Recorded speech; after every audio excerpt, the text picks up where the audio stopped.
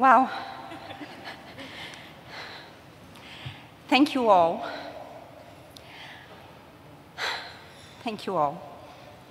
And thank you very much, Jeff. Thank you very much, Indra. Thank you very much to the Women's Refugee Commission. I do want to say a few words about Jeff and Indra as the ones who introduced me, and I will stick to my notes.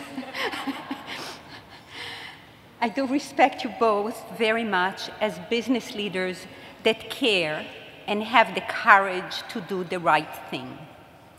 You believe and act on the premise that business success requires operating with consideration of a greater social good.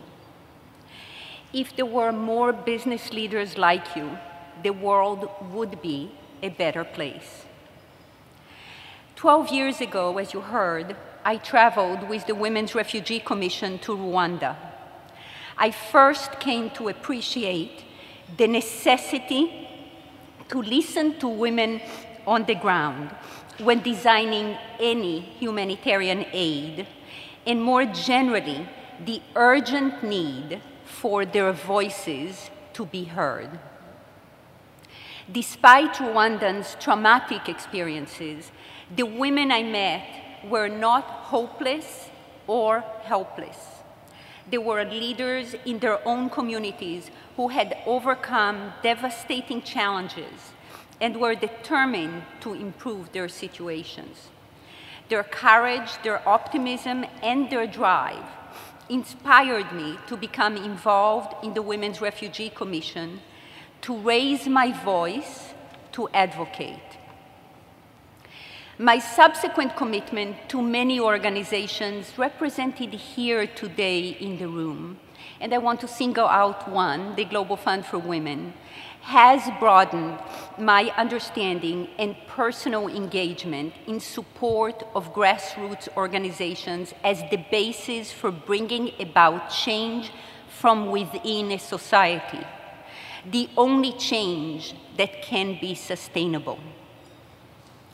Thank you very much, Musimbi, Sakina, Marisa, Abby, and Charlotte, all members of the board of the Global Fund for Women, for being here today. It is extremely humbling to me to be an honoree. I have the privilege to share the stage with two remarkable women, Olga and Rim. You have transformed your own trauma into an opportunity to bring healing to the next generation of young women. I know I speak on behalf of many in the room today, maybe all of us in the room. You inspire me. But it is equally humbling to know who is in the audience and the lifelong commitment to bringing about change of those of you here. For me, this is about celebrating the positive change that you have led. Thank you, Sandra and Adele, for your beautiful singing. Sakina, Maria, I admire your determination to improve the lives of others. I applaud Liv's long-term commitment to the cause. Sarah and the Women's Refugee Commission for the work to protect and empower displaced women and girls.